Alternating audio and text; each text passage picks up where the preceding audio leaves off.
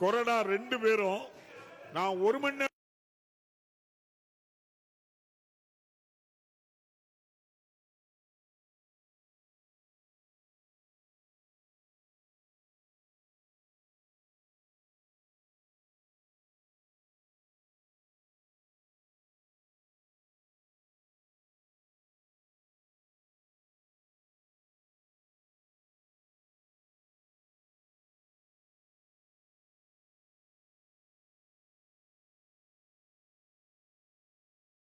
தலைவர் அவர்களே,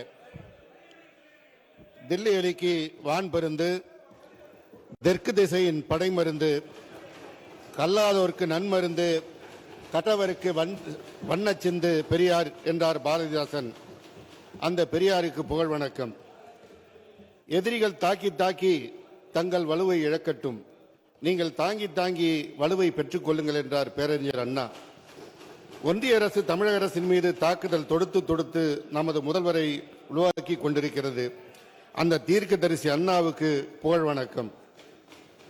13 வயதில் மொழிகாக்க புறப்பட்டு மாநில சுயாட்சிக்கு வலுவான தளமிட்டு நவீன தமிழகத்தை கட்டமைத்து வாழும் வரை தம் எழுத்துக்களால் தமிழை செறிவூட்டி இனமான உணர்வூட்டிய எம் தலைவர் கலைஞருக்கு புகழ் வணக்கம். காஷ்மீர் உரிமைக்கான முதல் குரல், விவசாயிகள் போராட்டத்திற்கு ஆதரவு குரல், பிரிவினை தூண்டிய குடியுரிமை சட்டத்திற்கு எதிர்குரல், ஏஜென்ட் ஆளுநரின் அசட்டுத்தனத்திற்கு சம்மட்டி அடி, ஆணவ அதிகார ஒன்றிய அரசிற்கு கடிவாள பிடி, மொத்தத்தில் தமிழ்நாட்டின் உரிமை குரல், தலைமை குரல் எம் மக்கள் முதல்வர் மாண்புமிகு தளபதி அவர்களுக்கு கம்பீர வணக்கம். நீட் எதிர்ப்பில் முதல் சிப்பாய், ஒன்றிய அரசுக்கு எதிரான களவீரன், இளைஞர் படைக்கு தெளிவூட்டும் பாசறை ஆசான், விளையாட்டு வீரர்களுக்கு வாழ்க்கை பாலம், தமிழக மக்களின் செல்லப்பிள்ளை எங்கள் இளைஞரணி செயலாளர் மாண்புமிகு துணை முதல்வர் அவர்களுக்கு மகிழ் வணக்கம். மாண்புமிகு பேரவைத் தலைவர் அவர்களுக்கும் மாண்புமிகு மூத்த அமைச்சர்கள் மற்றும் சக அமைச்சர் பெருமக்களுக்கும் சட்டமன்ற உறுப்பினர்களுக்கும் எனது அன்பு கலந்த வணக்கத்தை தெரிவித்துக் கொள்கிறேன். மாண்புமிகு பேரவைத் தலைவர் அவர்களே, இந்த துறை குறித்த ஒரு வரலாற்று செய்தியை இந்த நேரத்தில் பதிவு செய்ய விரும்புகிறேன். 1955ஆம் ஆண்டு அமெரிக்காவில் இதுபோன்ற பொது போக்குவரத்தில் ரோசா பார்க் என்ற பெண்மணி ஒரு நாள் பேருந்தில் பயணம் செய்கிறார். அவர் அமர்ந்திருக்கின்ற அந்த இருக்கையை விட்டுக் கொடுக்க சொல்லி நடத்துனர் சொல்கிறார். காரணம் கேட்கின்ற பொழுது அந்த பெண்மணி கருப்பு பெண்மணி, ஒரு வெள்ளையர் வந்து நிற்கின்றார், எனவே அவருடைய அந்த இருக்கையை விட்டு தர வேண்டும் என்று சொல்கிறார். அந்த பெண்மணி மறுக்கிறார். மறுக்கின்ற பெண்மணி மீது வழக்கு தொடுக்கப்படுகிறது, கைது செய்யப்படுகிறார். ஒரு இருக்கையை அமர்வதற்கான உரிமை கூட இல்லை என்று அந்த கருப்பின பெண்மணிக்கு அந்த உரிமை மறுக்கப்பட்ட நேரத்தில் அதற்காக ஒரு பெரும் போராட்டம் வெடிக்கிறது. அந்த பெரும் போராட்டத்திற்கு அந்த அமெரிக்க அலபாமா மாநிலம் முழுவதும் வலு சேர்ந்து அந்த போராட்டத்தின் இறுதியில் நீதிமன்ற தீர்ப்பு வந்து அவரும் அமர்ந்து பயணம் செய்யலாம் என்று சொல்கிறார்கள்.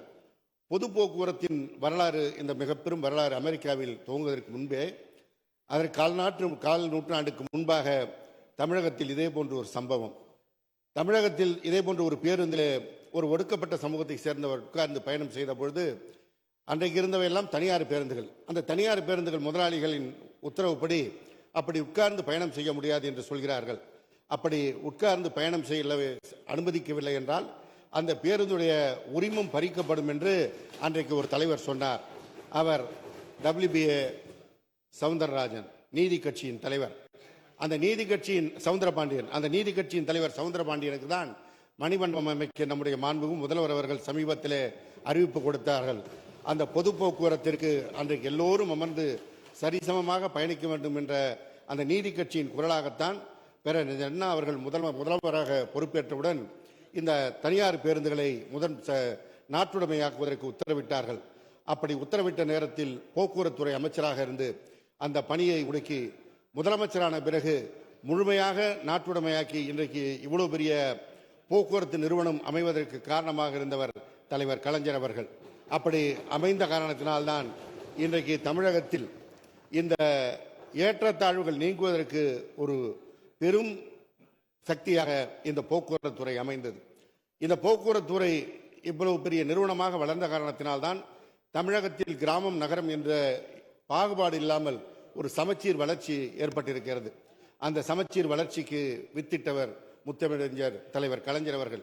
1970 முதலமைச்சராக இருந்த நேரத்தில் எப்படி எல்லா கிராமத்திற்கும் மின்சாரம் போவதற்கு காரணமாக இருந்தாரோ, எல்லா கிராமத்திற்கும் பாதுகாக்கப்பட்ட குடிநீர் வழங்குவதற்கு காரணமாக இருந்தாரோ, அப்படி எல்லா கிராமத்தையும் சாலைகளால் இணைத்தார். அந்த சாலைகளால் இணைத்தால் மாத்திரம் போதாது, அந்த சாலைகளுக்கு பேருந்து வசதி கொடுத்தால்தான் இந்த கிராமம் நகரம் என்ற பாகுபாடு மறையும் என்று இந்த பொது போக்குவரத்தை விரிவுபடுத்தி ஒரு மிகப்பெரிய நிறுவனமாக கட்டமைத்த காரணத்தினால்தான் தமிழகம் இன்றைக்கு அந்த சமச்சீர் வளர்ச்சியை பெற்றிருக்கிறது. பலரும் கேட்பார்கள், வெறும் போக்குவரத்து மாத்திரம் சமச்சீர் வளர்ச்சியை கொண்டு வந்து விட முடியுமா என்று. அப்படி அவர் கொண்டு வந்த காரணத்தினால்தான் கிராமங்களில் வீதிகளில் வீடுகளில் முடங்கி கிடந்த பொதுமக்கள் அந்த போக்குவரத்தின் மூலமாக வெளியே வந்து கல்வி கற்றார்கள், சிறு வேலைகளுக்கு செல்லக்கூடிய வாய்ப்பை பெற்றார்கள், சிறு வியாபாரம் செய்கின்ற வாய்ப்பை பெற்றார்கள். அதன் மூலமாகத்தான் இந்த வளர்ச்சி கிடைத்தது. சமீபத்திலே கூட நம்முடைய அண்ணா நூற்றாண்டு நூலகத்திற்கு போதுமான போக்குவரத்து வசதிகளை இன்னும் கூடுதலாக்க வேண்டும் என்று நம்முடைய மாநில திட்டக்குழு தலைவர் மரியாதைக்குரிய ஜெயரஞ்சன் அவர்கள் என்னிடத்திலே தெரிவித்தார். அவர் அங்கே சென்றிருந்த நேரத்தில் பார்த்தபொழுது அதற்கு பிறகு ஒரு 44 சர்வீஸ்கள் கூடுதலாக்கப்பட்டது. அப்படி கூடுதலாக்கப்பட்ட காரணத்தினால் ஒவ்வொரு நாளும் 1800 பேர் வந்து கொண்டிருந்தார்கள் என்ற நிலை மாறி இன்றைக்கு 2 மடங்காக அங்கே வாசகர்கள் வருகிறார்கள் என்று அந்த அண்ணா நூற்றாண்டு நூலகத்தினுடைய அங்கே பணியில் இருக்கின்ற அதிகாரிகள் நம்முடைய போக்குவரத்துறைக்கு நன்றி சொல்லி கடிதம் எழுதியிருக்கிறார்கள். இவ்வளவு ஒரு முன்னேறிய சூழல் வந்த பிறகும், போக்குவரத்து வசதிகள் பெருகிய பிறகும் அந்த பொது போக்குவரத்தை இன்னும் கூடுதலாக்குகின்ற பொழுது எவ்வளவு பெரிய வாய்ப்பு கிடைக்கிறது என்பதை இன்றைக்கு அந்த அண்ணா நூற்றாண்டு நூலகத்தினுடைய உதாரணம் நமக்கு தெரிவிக்கிறது.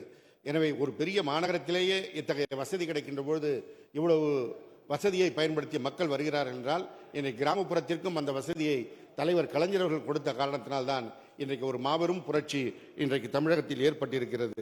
அந்த மாபெரும் புரட்சியை நம்முடைய மாண்பு முதல்வர் அவர்கள் இன்றைக்கு இன்னும் கூர்மை தீட்டியிருக்கிறார் விடியல் பயணத்தின் மூலமாக. இந்த விடியல் பயணம் வழங்குகின்ற நேரத்தில் 2021 மே மாதம் ஆட்சி அமைந்த 7ஆம் தேதி அவர் அறிவித்து இன்றைக்கு 4 ஆண்டுகள் நிறைவு பெறுகின்ற வேளையிலே இந்த விடியல் பயணத்தில் பயணம் செய்தவர்கள் 675 கோடியே 98 லட்சம் பேர் பயணம் செய்திருக்கிறார்கள். இது ஒரு நாம் நினைத்து கூட பார்க்க முடியாத ஒரு எண்ணிக்கையில் இன்றைக்கு பெண்கள் அந்த திட்டத்தின் கீழ் பயணம் செய்திருக்கிறார்கள் என்றால் அவர்களுடைய வாழ்க்கையிலே மிகப்பெரிய மறுமலர்ச்சி ஏற்பட்டிருக்கிறது. மாநில திட்டக்குழு ஆய்வு நடத்தி கடந்த ஆண்டிலே வெளியிட்ட அறிக்கையில் ஒவ்வொரு பெண்மணிக்கும் 888 ரூபாய் அவர்களுக்கு அதன் மூலமாக அந்த தொகை மிச்சமாகிறது, அவருடைய குடும்பத்தினுடைய வளர்ச்சிக்கு பயன்படுகிறது சொன்னார்கள். இப்பொழுது கிட்டத்தட்ட 1200 ரூபாய் அவர்களுக்கு மிச்சமாகிறது என்று ஒரு தனியார் நிறுவனத்தின் அந்த கணிப்பு மூலமாக சர்வே மூலமாக சொல்லியிருக்கிறார்கள். இந்த திட்டத்திற்கு மாண்புமிகு முதல்வர் அவர்கள் ஒவ்வொரு ஆண்டும் ஒதுக்குகின்ற நிதி உயர்ந்து கொண்டே செல்கிறது. 2021-22ஆம் ஆண்டு 1216 கோடியை ஒதுக்கினார். 2022-23 2728 கோடியை ஒதுக்கினார். 2023-24 3000 கோடியை ஒதுக்கினார். 2024-25 இந்த மார்ச் மாதம் வரை 3215 கோடி இதற்கான நிதி வந்திருக்கிறது. வருகின்ற நிதியாண்டிற்கு 3600 கோடியை ஒதுக்கிறார் நம்முடைய மாண்புமிகு முதலமைச்சர் அவர்கள். இந்த ஒதுக்குகின்ற ஒவ்வொரு தொகையும் இந்த தமிழ்நாட்டினுடைய பெண்களுடைய வாழ்வாதாரத்தை மேம்படுத்துவதற்கான தொகையாக இருக்கிறது. அதே போல போக்குவரத்துறையுடைய செயல்பாடு சிறப்பாக அமைவதற்கு ஒரு மிகப்பெரிய ஆதாரமாக இந்த தொகைதான் அமைந்திருக்கிறது. எனவே மாண்புமிகு முதலமைச்சர் அவர்களுக்கு இந்த துறை சார்பாக இந்த நேரத்தில் எங்களுடைய நெஞ்சார்ந்த நன்றியை தெரிவித்துக் கொள்கிறோம். அதே போல இந்த துறை பாழ்பட்டு கிடந்ததை சீர்கட்டு கிடந்ததை சீரமைப்பதற்கு புதிய பேருந்துகள் வாங்குவதற்கு மாண்புமிகு முதலமைச்சர் அவர்கள் உத்தரவிட்டார்கள். 2022-23ஆம் ஆண்டு 420 கோடியை ஒதுக்கி 1000 பேருந்துகள் வாங்குவதற்கு உத்தரவிட்டார்கள். 1000 பேருந்துகளும் மக்கள் பயன்பாட்டிற்கு வந்துவிட்டது.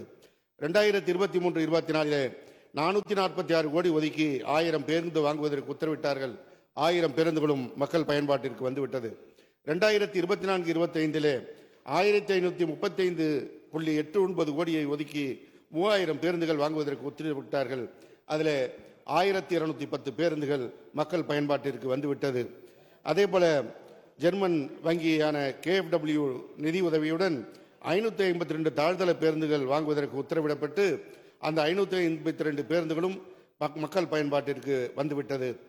KFW மூலமாக 1614 சாதாரண டீசல் பேருந்துகள் வாங்குவதற்கு 7/10/2024 அன்று டெண்டர் விடப்பட்டு விரைவில் அந்த பேருந்துகள் பயன்பாட்டிற்கு வர இருக்கின்றன. அதேபோல KFW வங்கியின் மூலமாக 500 மின்சார பேருந்துகள் வாங்குவதற்கு 11/10/2024 அன்று டெண்டர் விடப்பட்டு அந்த பேருந்துகளும் மக்கள் பயன்பாட்டிற்கு வர இருக்கிறது. உலக வங்கி நிதியுதவியுடன் சென்னை மாநகர போக்குவரத்து கழகத்திற்கு ஒப்பந்த அடிப்படையிலே GCC மெத்தடிலே பேருந்துகள் வாங்குவதற்கு ஆணையிடப்பட்டு 26/2/2024 அன்று 625 பேருந்துகள் முதற்கட்டமாக வழங்கப்பட்டது. அதிலே வருகின்ற ஜூலை மாதம் அந்த பேருந்துகள் சென்னையிலே அறிமுகப்படுத்தப்பட இருக்கின்றன. அடுத்ததாக 11/2/2025 அன்று 600 பேருந்துகளுக்கு டெண்டர் விடப்பட்டிருக்கின்றன. இதல்லாமல் இந்த ஆண்டு 2025-26க்கு 3000 புதிய பேருந்துகளை கொள்முதல் செய்வதற்கு மாண்புமிகு முதல்வர் அவர்கள் உத்தரவிட்டு அவையும் டெண்டர் நிலையில் இருக்கிறது. விரைவில் முடிவுற்று அந்த பேருந்துகளும் பயன்பாட்டிற்கு வர இருக்கிறது. இப்படி மொத்தம் 3778 பேருந்துகள் கடந்த 2 நாட்களுக்கு முன்பு வரை மக்கள் பயன்பாட்டிற்கு வந்திருக்கின்றன. மீதி 8129 பேருந்துகள் மக்கள் பயன்பாட்டிற்கு வர இருக்கிறது. இதல்லாமல் அடித்தட்டம் சரியாக இருக்கின்ற நல்ல நிலையிலே இயங்கக்கூடிய பேருந்துகளை அதனுடைய கூடுகை மறுசீரமைப்பித்து கட்டுவதற்கு 1000 கோடி ரூபாயை 130 கோடி ரூபாயை 2022-23 ஆண்டிலே முதலமைச்சர் அவர்கள் வழங்கினார்கள். அதில் 1000 பேருந்துகள் கூடு கட்டி மக்கள் பயன்பாட்டிற்கு வந்துவிட்டது. 2023-24 500 பேருந்துகளை கூடு கட்டுவதற்கு மாண்புமிகு முதல்வர்கள் உத்தரவிட்டு அவையும் மக்கள் பயன்பாட்டிற்கு வந்துவிட்டது. இந்த ஆண்டு 2025-26 754 புதிய பேருந்துகள் கூடு கட்டுவதற்கு டெண்டர் விடப்பட்டிருக்கிறது. இது இல்லாமல் காற்று மாசுபடுவதை தடுப்பதற்கு CNG என்கின்ற அந்த இயற்கை வாயு அடிப்படையில் புதிய பேருந்துகளை இயக்குவதற்கும் முதல்வர் அவர்கள் உத்தரவிட்டிருக்கிறார்கள். 746 புதிய பேருந்துகள் வாங்குவதற்கு டெண்டர் விடப்பட்டிருக்கிறது. அதேபோல ஏற்கனவே இயங்குகின்ற பேருந்துகளில் 1000 பேருந்துகளை CNG-யாக மாற்றி இயக்குவதற்கும் நடவடிக்கை எடுக்கப்பட்டிருக்கிறது. இந்த புதிய பேருந்துகளை எல்லாம் வாங்குகின்ற நேரத்தில் புதிய பணியாளர்களை பணிக்கு எடுக்க வேண்டும் என்று அந்த நடவடிக்கையும் மாண்புமிகு முதல்வர் அவர்கள் உத்தரவிட்டார்கள். இங்கே கூட பேசுகின்ற அருண்குமார் மற்ற நண்பர்கள் அதை குறிப்பிட்டார்கள். அதில் முதல் கட்டமாக அரசு விரைவு போக்குவரத்து கழகத்திற்கு 685 பேர் கடந்த ஆண்டு பணிக்கு எடுக்கப்பட்டு விட்டார்கள். அதே போல மற்ற 7 போக்குவரத்து கழகங்களுக்கும் 3274 பேர் பணிக்கு எடுப்பதற்கு ஆன்லைனில் விண்ணப்பம் பெறுகின்ற பணி துவங்கி இன்றைக்கு அந்த பணி முடிகிறது. அதை எடுக்கின்ற நேரத்தில் ஓட்டுநர் மற்றும் நடத்துனராக எடுப்பதற்கான நடவடிக்கை எடுக்கப்பட்டிருக்கிறது. அதை கூட மாற்ற வேண்டும் என்று திருத்தணி சந்திரன் அவர்கள் கோரிக்கை வைத்தார். இதை எடுக்க வேண்டிய என்ன காரணம் என்பதை இந்த நேரத்தில் நான் விளக்க கடமைப்பட்டிருக்கின்றேன். ஓட்டுநர் தனியாக நடத்துனர் தனியாக இருக்கின்ற சூழலில் இந்த அரசு போக்குவரத்துகளில் பணியாற்றுகின்ற அந்த ஓட்டுநர் நடத்துனர் திடீரென்று பணிக்கு வராமல் போய்விட்டால் ஒரு மிகப்பெரிய சிக்கல் ஏற்படுகிறது. சில நேரங்களில் 5 ஓட்டுநர் வராவிட்டால் 5 பேருந்துகள் இயக்க முடியாத நிலை, 5 நடத்துனர்கள் பணி கொடுக்க முடியாத நிலை இருக்கிறது. இதன் காரணமாகத்தான் இந்த முறை மாத்திரம் ஒரு மாற்று ஏற்பாடாக ஓட்டுநர் மற்றும் நடத்துனர் என்ற இந்த முறையில் எடுக்கப்படுகிறது. இது ஏற்கனவே அரசு விரைவு போக்குவரத்து கழகத்தில் இந்த அடிப்படையில் தான் பணிக்கு எடுக்கப்படுகிறார்கள். காரணம், நீண்ட தூர பயணத்திலே பாதி தூரம் ஒரு ஓட்டுநர் ஓட்டிய பிறகு மறு ஓட்டுநர் அடுத்து மாற்றி ஓட்டுவார். இப்பொழுது மற்ற போக்குவரத்து கழகங்களுக்கு எடுக்கின்ற காரணம் 5 ஓட்டுநர் வரவிட்டால் இந்த ஓட்டுநர் நடத்துனராக பணிக்கு எடுக்கப்படுபவர்கள் அந்த இடங்களில் ஓட்டுநராக பணியாற்றுவார்கள். நடத்துனர் வராவிட்டால் அவர்களின் நடத்துனருக்கான பணியை மாற்றி கொடுத்து அவர்கள் பணியாற்றுகின்ற வாய்ப்பு இருக்கின்ற பொழுது பொதுமக்களுக்கு இடைஞ்சல் இல்லாமல் அனைத்து பேருந்துகளும் இயக்கக்கூடிய வாய்ப்பு கிடைக்கும். எனவே பொதுமக்கள் நலன் கருதி இந்த நடவடிக்கை எடுக்கப்பட்டிருக்கிறது. அடுத்த முறை புதிதாக ஓட்டுநர் நடத்துனர் பணியிடங்களுக்கு எடுக்கின்ற பொழுது தனித்தனியாகவே எடுக்கப்படும் என்கின்ற அந்த செய்தியும் தெரிவித்துக் கொள்கிறேன். அதே போல வாரிசுதாரர்களுக்கு பணி நியமனம் வழங்க வேண்டும் என்று நம்முடைய பொதுவுடைமை கட்சி தோழர்கள் பல நேரங்களில் எடுத்து கூறியிருக்கிறார்கள். நம்முடைய மாண்புமிகு முதலமைச்சர் அவர்கள் பொறுப்பேற்ற பிறகுதான் இந்த பணிக்காலத்திலே இறந்து போனவர்களுடைய வாரிசுதாரர்களுக்கு பணி நியமனம் வழங்க வேண்டும் என்று உத்தரவிட்டு அந்த நடவடிக்கை துவங்கி இதுவரை 1024 பேர் பணியிடம் வழங்கப்பட்டிருக்கிறார்கள். அதில் 76 பேர் பெண் நடத்துனர்கள் என்பதை நாம் கவனத்தில் கொள்ள வேண்டும். இன்னும் ஒரு முக்கியமான செய்தி, இந்த பணிக்காலத்தில் இறந்தவருடைய அவருடைய வாரிசுதாரர்களே பெண்கள் நடத்துனர் பணிக்கு வருகின்ற பொழுது 160 சென்டிமீட்டர் உயரம் இருந்தால்தான் அவர்களுக்கு பணி வழங்கப்பட்டது. பல பெண்கள் உயர குறைவாக இருக்கின்ற காரணத்தினால் அந்த பணி வழங்க முடியாமல் இருந்தது. எனவே இந்த செய்தியை மாண்புமிகு முதலமைச்சருடைய கவனத்திற்கு கொண்டு சென்றவுடன் அவர் அதை கருணை கூர்ந்து கவனித்து உடனடியாக 10 சென்டிமீட்டர் உயரம் குறைவாக இருந்தாலும் 150 சென்டிமீட்டர் இருந்தாலும் அவர்களுக்கு பணி வழங்கலாம் என்ற அந்த வாய்ப்பை வழங்கிய காரணத்தினால் 67 பெண் நடத்துனர்களுக்கு இப்பொழுது பணியாணை வழங்கப்படுகிறது. ஒரு 67 குடும்பங்களுக்கு இன்றைக்கு மாண்புமிகு முதலமைச்சர் அவர்கள் வாழ்வாதாரத்தை உறுதிப்படுத்தியிருக்கின்றார். எனவே இந்த ஆட்சி அமைந்த பிறகு இந்த பணிகள் எல்லாம் படிப்படியாக நடந்து வருவது போல சென்னை மாநகரத்திற்கு அந்த மின்சார பேருந்துகள் வருகின்ற பொழுது ஒரு மிகப்பெரிய மாற்றம் நிகழும். அது ஒப்பந்த அடிப்படையில் அந்த பேருந்துகளை ஏன் இயக்க வேண்டும் என்று மாண்புமிகு அருண்குமார் அவர்கள் கேட்டார்கள். அதற்கான காரணத்தையும் சொன்னேன். நம்மிடத்திலே டீசல் பேருந்துகளை பராமரிப்பதற்கான பணியாளர்கள் தான் இருக்கிறார்கள். எனவே மின்சார பேருந்துகள் வாங்குகின்ற பொழுது அதை பராமரிப்பதற்கான பணியாளர்கள் நம்மிடத்தில் இல்லாத காரணத்தினால் அதை எந்த நிறுவனம் தயாரிக்கிறதோ அவர்களே அதை பராமரித்து அந்த பணியை செய்ய வேண்டும், அந்த டெண்டர் எடுத்தவர்களை செய்ய வேண்டும் என்ற ஒப்பந்த அடிப்படையில் தான் நாம் இதை செய்கிறோம். மின்சார பேருந்துடைய விலையும் கூடுதல். அதில் ஒரு சிறு பிரச்சனை என்றாலும் ஒரு மிகப்பெரிய அளவிற்கு பாதிப்பு செலவினங்கள் வரும் என்ற காரணத்தினால் தான் இந்த நடவடிக்கை எடுக்கப்பட்டு இன்றைக்கு அவரே குறிப்பிட்டதை போல சென்னை மாநகரத்திலே பெரும்பாக்கம், வியாசர்பாடி, தண்டையார்பேட்டை, பூந்தமல்லி, சென்ட்ரல் ஆகிய பணிமனைகளில் இருந்து முதற்கட்டமாக அந்த 600 பேருந்துகள் இயக்கப்பட இருக்கிறது.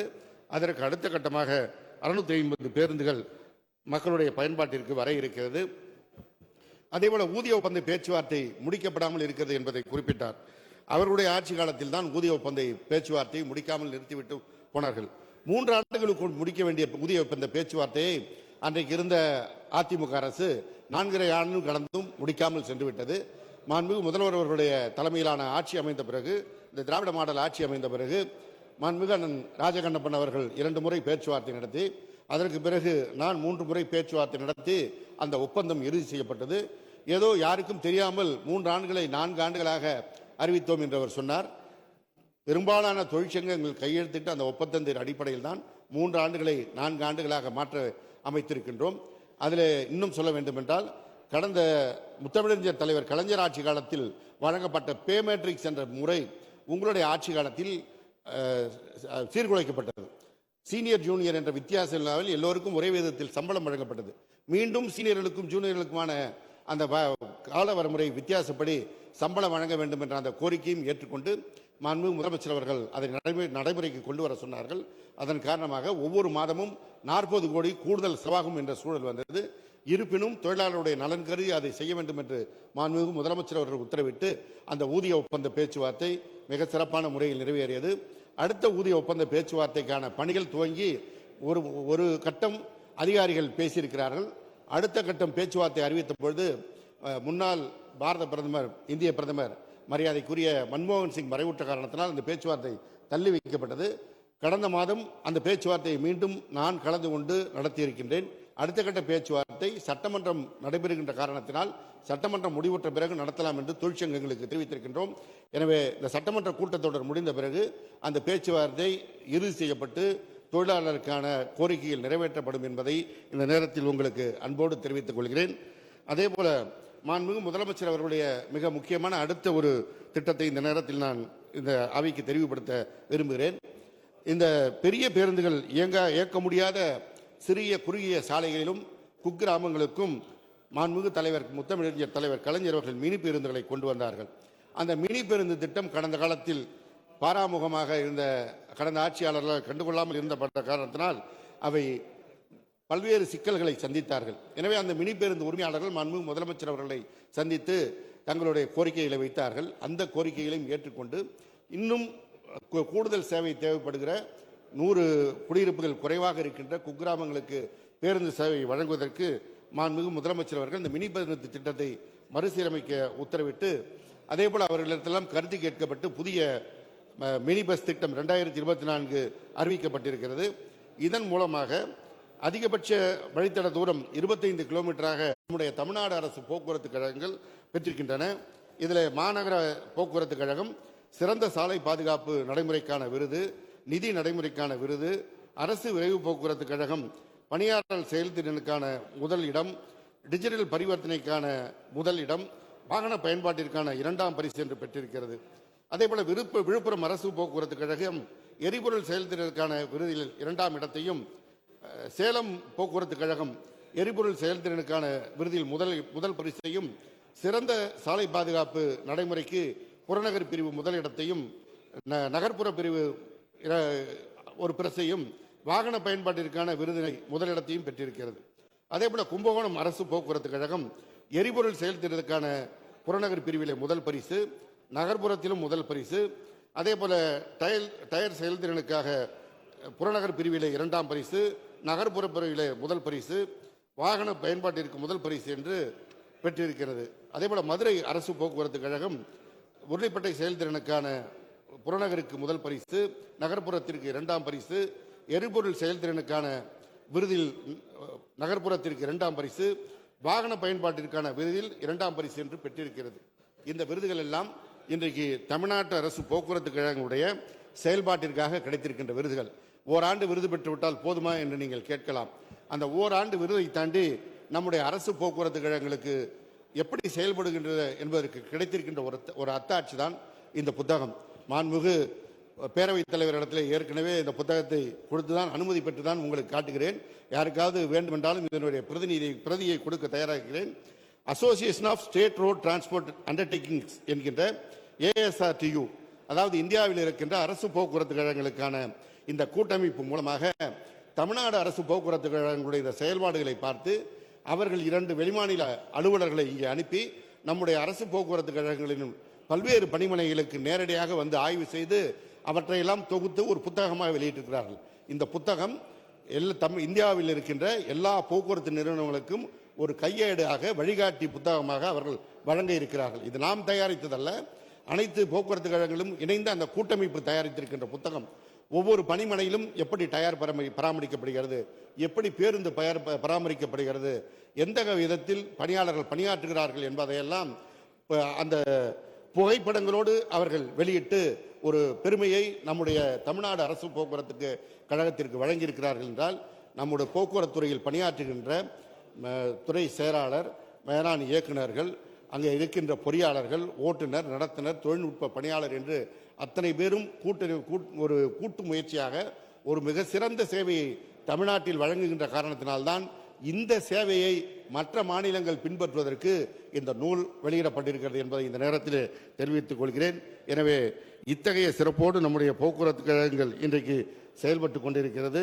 இதில் ஒரு சில உறுப்பினர்களுடைய கோரிக்கை, கலசப்பாக்கம் நம்முடைய திருவண்ணாமலை மாவட்டத்தில் மாண்புமிகு பொதுப்பணித்துறை அமைச்சர் அவர்கள் தொடர்ந்து சொல்லிக் கொண்டிருந்தார்கள். கலசப்பாக்கம் தொகுதியிலே அந்த சட்டமன்ற உறுப்பினர் சரவணன் அவர்களும் தொடர்ந்து சொல்லிக் கொண்டிருந்தார்கள். எளத்தூர் மோட்டூர் என்ற ஊராட்சியில் ஒரு போக்குவரத்து பணிமனை அமைப்பதற்கான பணிகள் முழுவதும் முடிக்கப்படாமல் இருக்கிறது. அதில் இன்னும் சில பணிகளை முடிப்பதற்கு மாண்புமிகு சட்டமன்ற உறுப்பினர் நிதி வழங்குவதாக கூறியிருக்கிறார்.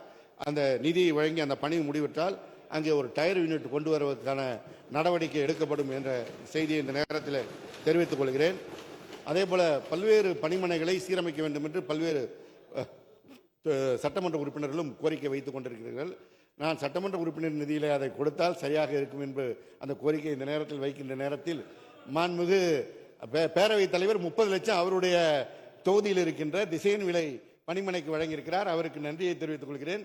அதேபோல பொதுப்பணித்துறை அமைச்சர் துவங்கி இங்கே பட்டியல் ஒரு 25 சட்டமன்ற உறுப்பினர் பட்டியல் இருக்கு. நாடாளுமன்ற உறுப்பினர்கள், சட்டமன்ற உறுப்பினர்கள் என்று 20 லட்சம் 30 லட்சம் வழங்கி அந்த பணிமனைகள் இன்றைக்கு பணி நடைபெற்றுக் கொண்டிருக்கிறது. இதை சொல்வதற்கு காரணம், நாங்க 30 லட்சம் கொடுத்தா நீங்க துறை சார்ந்து 30 லட்சமா 50 லட்சமா தரணும்ல.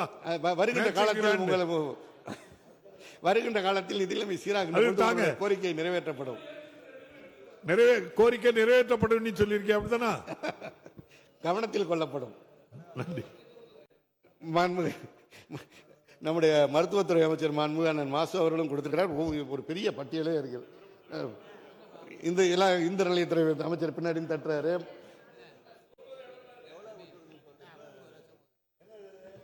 இல்ல, அவங்க எல்லாம் எம்எல்ஏ நிதியிலிருந்து பணிமனையை ரிப்பேர் பண்ண பணம் கொடுத்தாங்க. மொத்தமா நன்றி சொல்லிடுறேன். மாண்பு பேரவை முன்னவர் அவர்களுடைய அறிவுரைப்படி மொத்தமாக எல்லோருக்கும் நன்றியை தெரிவித்துக் கொள்கிறேன். நம்முடைய மானியம் அதே போல ஒரு மிக முக்கியமான சில கோரிக்கைகள். கல்வராயன் மலை சங்கராபுரம் தொகுதிக்குட்பட்ட கல்வராயன் மலையிலே மலை மீது கீழிருந்து பேருந்துகள் செல்கின்ற காரணத்தினால் அங்கே விடியல் பயணம் பேருந்துகளை இயக்க முடியவில்லை என்று அந்த உறுப்பினர் உதயசூரியன் அவர்கள் கோரிக்கை வைத்திருக்கின்றார். அங்கே இருக்கின்ற ஒரு பேருந்து நிலையத்தை பேருந்து பணிமனையாக மாற்றி அமைத்து அங்கே பேருந்துகளை வைத்து விடியல் பயணமாக இயக்க வேண்டும் என்று கோரிக்கை வைத்திருக்கிறார்.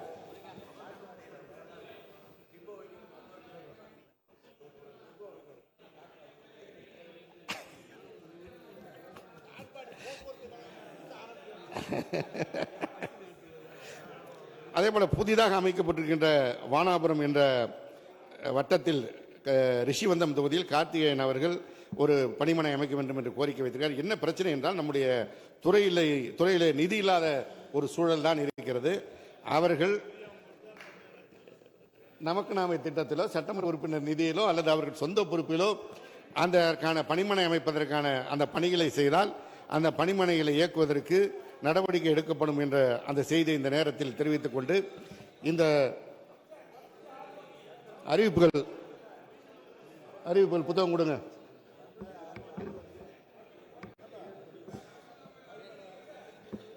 காட்பாடிக்கும் மாண்புமிகு பேரவை முன்னவர் அவர்கள் அவருடைய சொந்த நிதியிலே அதற்கான பணிகளை அமைத்துக் கொடுக்கின்ற பொழுது அந்த பணிமனை அமைக்கப்படும். அறிவிப்புகள். மாநகர போக்குவரத்து கழகத்தின் சென்னையின் கீழ் செயல்படும் 6 பேருந்து முனையங்கள் செயல்படுத்தப்படும்.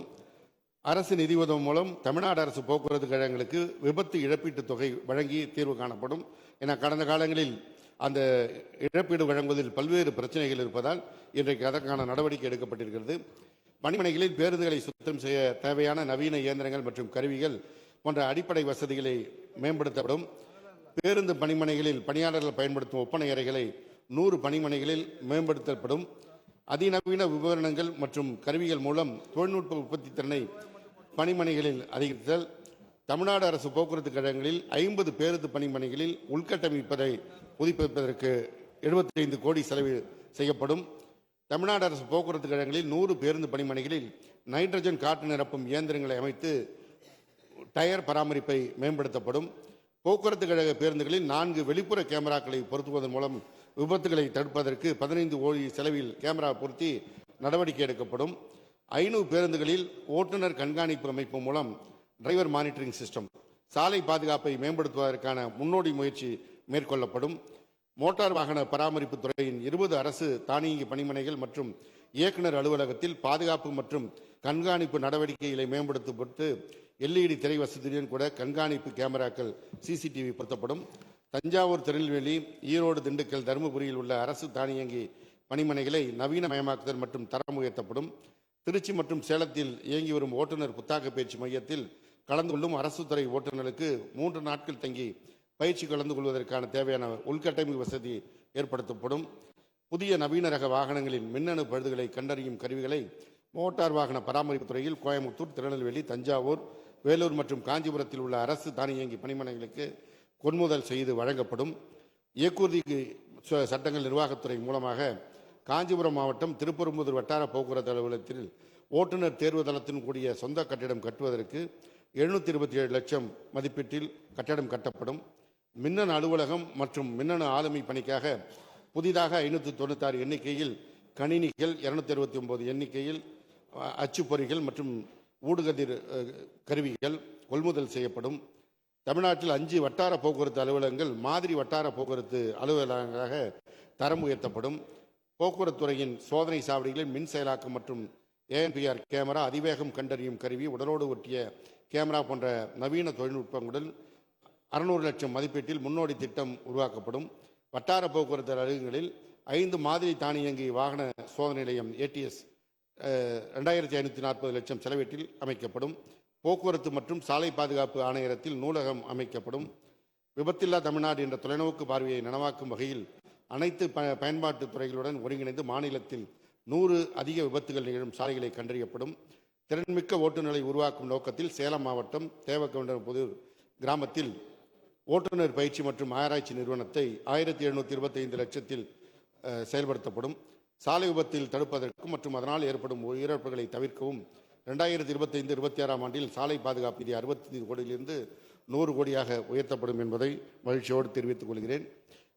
என்னுடைய துறையினுடைய இந்த மானிய கோரிக்கையை செயல்படுத்துவதற்கும் அறிவிப்பதற்கும் எங்களுக்கு உறுதுணையாக இருந்த தலைமைச் செயலாளர் முருகானந்தம் ஐஏஎஸ் அவர்களுக்கும், அரசு கூடுதல் தலைமைச் செயலாளர் பனீந்திர ரெட்டி ஐஏஎஸ் அவர்களுக்கும், நிதித்துறை செயலாளர் உதயச்சந்திரன் ஐஏஎஸ் அவர்களுக்கும், உள்துறை செயலாளர் தீரஜ்குமார் ஐஏஎஸ் அவர்களுக்கும், போக்குவரத்து ஆணையர் சிறு ஐஏஎஸ் அவர்களுக்கும், எம்டிசி மேலாண் இயக்குனர் பிரபுசங்கர் ஐஏஎஸ் அவர்களுக்கும், மற்ற 7 அரசு போக்குவரத்து கழகங்களின் மேலாண் இயக்குநர்களுக்கும் இந்த நேரத்தில் என்னுடைய நெஞ்சார்ந்த நன்றியை தெரிவித்துக் கொள்கிறேன். இந்த கடைசியாக ஒரே ஒரு செய்தி. கடந்த வாரத்தில் பல்வேறு அதிமுக தலைவர்கள் டெல்லிக்கு படையெடுத்தார்கள். அந்த நேரத்தில் நீங்கள் போடுற கணக்கெல்லாம் சரியாக இருக்காதுன்னு நம்முடைய பேரவை முன்னவர் சொன்னபொழுது மாண்புமிகு வேலுமணி சொன்னார், கூட்டி கழிச்சு பாருங்க கணக்கு சரியாக வரும்னு. அது அண்ணாமலை திரைப்படத்தில் வில்லன் பேசுகிற வசனம். அவர் வில்லன் பேசுகிற வசனத்தை பேசிவிட்டார், போய்விட்டார். எனவே அவருக்கு ஒரே ஒரு பதிலை நான் இந்த நேரத்தில் தெரிவித்துக் கொள்கிறேன். கூட்டி கழித்து பார்த்தா கணக்கு சரியாக வரும் தான். ஆனால் தமிழ்நாட்டு மக்கள் போடுகிற கணக்கை நீங்கள் கொஞ்சம் கவனத்தில் கொள்ளுங்கள். தமிழ்நாட்டில் இதை நான் பேசி முடிச்சிடறேன், அப்புறம் நீ பேசினேன். தமிழ்நாட்டில் இருக்கின்ற மாணவிகள் போடுகின்ற கணக்கு புதுமை பெண் கணக்கு, பள்ளி குழந்தைகள் போடுகின்ற கணக்கு காலை உணவு கணக்கு, மாணவர்கள் போடுகின்ற கணக்கு தமிழ் புதல்வன் கணக்கு, இங்கே இருக்கின்ற தமிழ்நாட்டு இல்லத்தரசிகள் போடுகின்ற கணக்கு கலைஞர் உரிமை தொகை கணக்கு, பேருந்திலே பயணிக்கின்ற பெண் பயணிகள் போடுகின்ற கணக்கு விடியல் பயண கணக்கு, உங்கள் கூட்டணியில் இருக்கின்ற ஆணவ ஒன்றிய அதிகார அரசு போடுகின்ற கணக்கு அதிகார மமதை கணக்கு, அதற்கு எங்கள் முதல்வர் போடுகின்ற எதிர்கணக்கு மாநில சுயாட்சி கணக்கு, இதை பார்த்து சிறுபான்மையினர் போடுகின்ற கணக்கு பாதுகாப்பு கணக்கு, மக்கள் எங்களுக்கு போடுறது கூட்ட கணக்கு, மக்கள் உங்களுக்கு போடுறது கழித்தல் கணக்கு, நீங்க சேர்க்கிறது பாவ கணக்கு பழி கணக்கு, எங்க முதல்வருக்கு இருக்கிறது நியாய கணக்கு சத்திய கணக்கு உண்மை கணக்கு. ஆனா இப்ப கூட்டி கழிச்சு பாருங்க, 2026 234 கணக்கு சரியா வரும். தமிழ்நாடு போராடும், தமிழ் வெல்லும், திராவிட முன்னேற்ற கழகம் வெல்லும். நன்றி, வணக்கம்.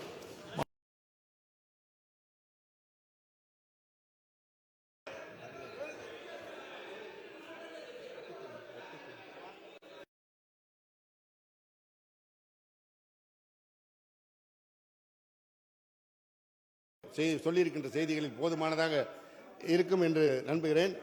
விரைவில் உங்களுடைய வேல்முருகனுடைய குரலுக்கும் மதிப்பளிக்கப்படும் என்பதையும் தெரிவித்துக் கொண்டு இந்த வெட்டு தீர்மானங்களை எல்லாம் திரும்ப பெற்று மானிய கோரிக்கை நிறைவேற்றி தருமாறு அன்போடு கேட்டுக்கொள்கிறேன். நன்றி, வணக்கம்.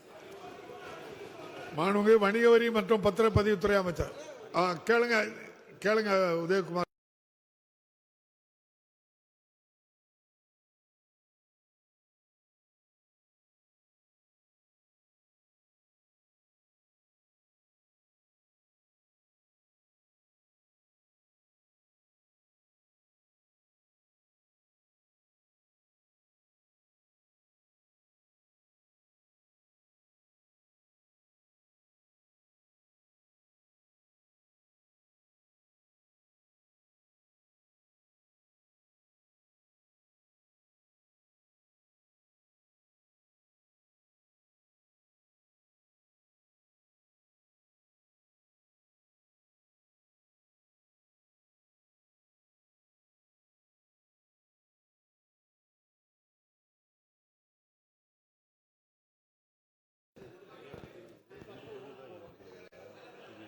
மாண்புமிகு பேரவை தலைவர் அவர்களே, தமிழின காவலராக வாழ்ந்து முத்தமிழ் வித்தகராய் அறிஞராய் திகழ்ந்து மக்கள் அன்போடும் ஆதரவோடும் முடிசூடி 5 முறை முதல்வராக அமர்ந்து முதல் முறை குளித்தொலையில் நிற்க துவங்கி இறுதியிலே திருவாரூர் வரை போட்டியிட்ட அனைத்து தேர்தல்களின் வெற்றி மட்டுமே கண்டவர் என்ற பெருமையோடு தமிழ்நாட்டை ஆண்டபோது மக்கள் நலத்திட்டங்கள் பல தந்த தலைவர் கலைஞர் அவர்களை இந்த இனிய நேரத்தில்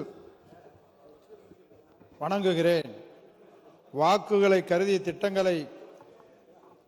திட்டங்களை தருவோர் மத்தியில் மக்கள் வாழ்க்கையை மேம்படுத்த திட்டங்களை தந்து இந்தியாவிற்கே வழிகாட்டும் முதலமைச்சராக திகழ்ந்த மாநில உரிமைகளை காத்திட ஓங்கி குரல் கொடுத்து தன் ஆளுமை திறனால் அகிலமே அதிசயம் வண்ணம் நல்லாட்சி நல்கி வருகிறார் நமது மாண்புமிகு முதலமைச்சர் அவர்கள்.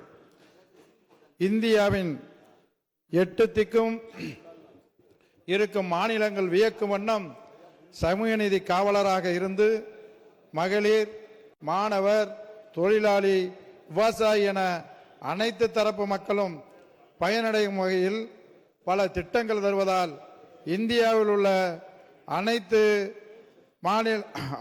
முதலமைச்சர்களுக்கு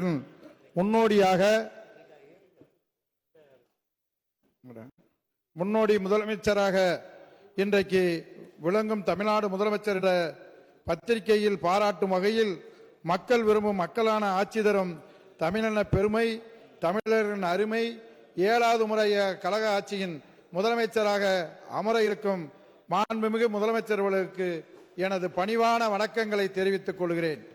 இளைஞர்களின் நம்பிக்கையாம், தமிழ்நாட்டின் இளைய வேந்தராம், எழுச்சிமிகு எண்ணங்களின் பெட்டகமாம், கோடான கோடி கழகத்தினரின் காவலராம், தனக்கென வாழாது தமிழ் மக்களின் நலத்திற்கென நாளெல்லாம் உழைத்திடும் நம்மனம் கொண்டவராம், முதலமைச்சர் தரும் திட்டங்களை முனைப்போடு செயல்படுத்தும் நம்முடைய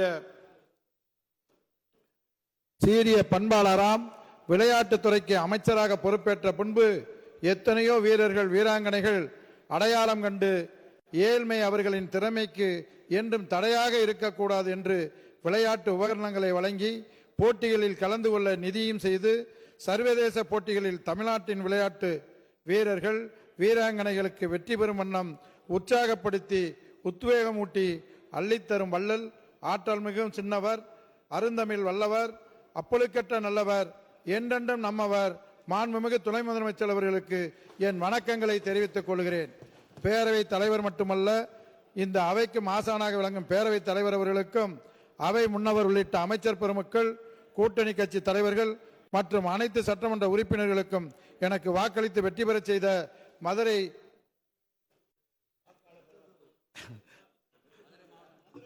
கிழக்கு தொகுதி மக்களுக்கும் எனது அன்பார்ந்த வணக்கத்தை தெரிவித்து என் பதிலுரையை தொடங்குகிறேன்.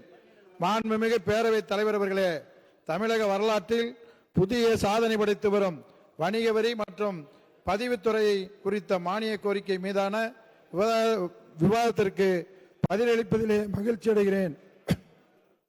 மாநில அரசின் வரி வருவாயில் வணிக வரித்துறையின் மூலமாக 71.6%, பதிவுத்துறையினுடைய மூலமாக 15.4% பெறப்பட்டு அரசிற்கு வரும் மொத்த வருவாயில் 87% வருவாயை ஈட்டித்தரும் பெருமைமிகு துறைகளாக வணிக வரித்துறை மற்றும் பதிவுத்துறை உள்ளன.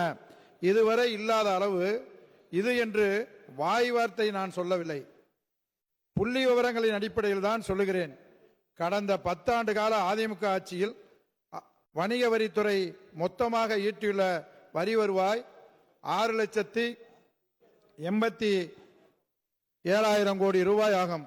ஆனால் மாண்புமிகு முதலமைச்சர் அவர்கள் தலைமையிலான கழக அரசு பொறுப்பேற்ற பின்னர் கடந்த 4 நாட்களில் மட்டும் இதுவரை 5,08,000 கோடி ரூபாய் வருவாயை வணிக வரித்துறை ஈட்டியுள்ளது. கடந்த ஆட்சியின் 10 ஆண்டு காலத்தில் ஈட்டப்பட்ட மொத்த வருவாயில் 74% வருவாயை கடந்த 4 ஆண்டுகளில் கழக அரசு வசூல் செய்து சாதனை படைத்துள்ளது. மீதமுள்ள வருவாய் இடைவெளியை பூர்த்தி செய்யும் வகையில் வணிக வரித்துறை பல்வேறு நடவடிக்கைகளை முனைப்புடன் முன்னெடுத்துள்ளது. அதே போன்று பதிவுத்துறையில் கடந்த 10 ஆண்டு காலம் அதிமுக ஆட்சி காலத்தில் ஈட்டப்பட்ட மொத்த வருவாய் 88,844 கோடி ரூபாய் ஆகும். ஆனால் இந்த 4 ஆண்டு காலம் கழக அரசு ஆட்சியில் மட்டும் 72,004 கோடி ரூபாய் வருவாய் ஈட்டியுள்ளது. கடந்த 10 ஆண்டு காலம் அதிமுக ஆட்சியில் பதிவுத்துறை ஈட்டப்பட்ட மொத்த வருவாய் விட கழக ஆட்சியின் 5 ஆண்டு காலத்தில் கூடுதல் வருவாய் ஈட்டுவதற்கு பதிவு துறையானது பல்வேறு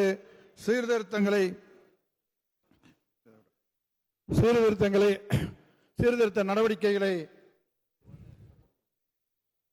சிறப்பான முறையில் மேற்கொண்டு வருகிறது. மாண்புமிகு பேரவைத் தலைவர் அவர்களே, இங்கே உரையாற்றிய மாண்புமிகு சட்டமன்ற உறுப்பினர் சுந்தரராஜன் எம்எல்ஏ சங்ககிரி அவர்கள் அதிமுக ஆட்சி காலத்தில் 2016-17 வருடம் முதல் 2020-21 வரை 5 ஆண்டுகளில் 1,20,095,455 ஆவணங்கள் பதிவு செய்யப்பட்டுள்ளன.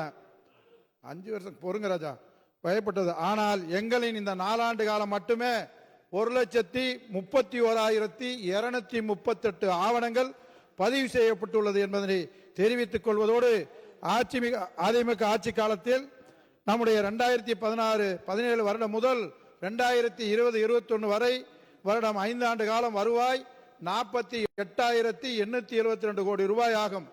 ஆனால் எங்களது இந்த 4 ஆண்டு காலத்தில் மட்டும் 72,004 கோடி ரூபாய் ஆகும் என்பதனை தெரிவித்துக் கொள்கிறேன். மாண்புமிகு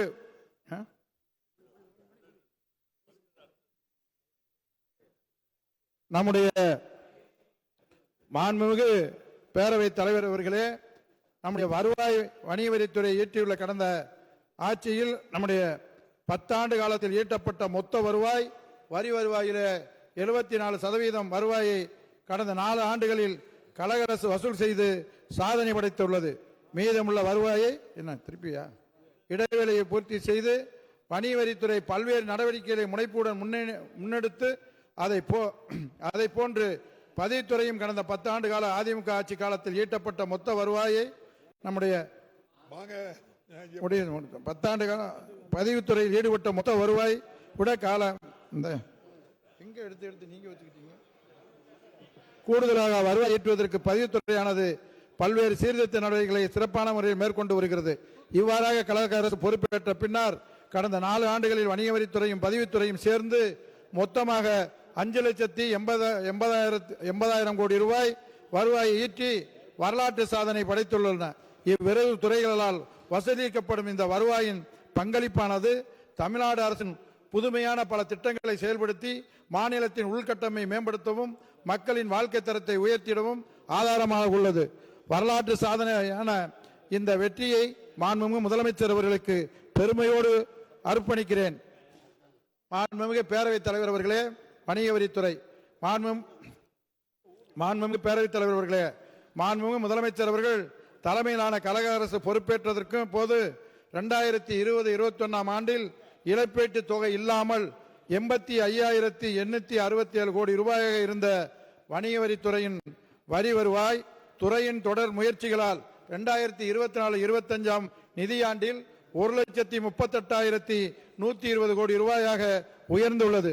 இது 2020-21 ஆண்டை விட ஒப்பிடும்போது 52,252 கோடி ரூபாய் கூடுதலாக வசூலிக்கப்பட்டுள்ளது. வரி வசூலில் முதன்மை துறையாக இருந்த போதிலும் வணிக வரித்துறையின் நிர்வாக செலவினமானது இத்துறையின் வருவாயிலே 0.5% குறைவாகவே தொடர்ந்து இருந்து வருகிறது என்பது குறிப்பிடத்தக்கது. தற்போது 2024-25 ஆண்டில் 0.47% உள்ளது. கழக அரசு பொறுப்பேற்ற பின்னர் வணிக வரித்துறையின் 7 நிர்வாக கோட்டங்களும் 6 நுண்ணறிவு கோட்டங்களும் 13 வணிக வரி துணை ஆணையர் அலுவலகங்களும் உருவாக்கப்பட்டது. அதிக பணியாளர்களை துறை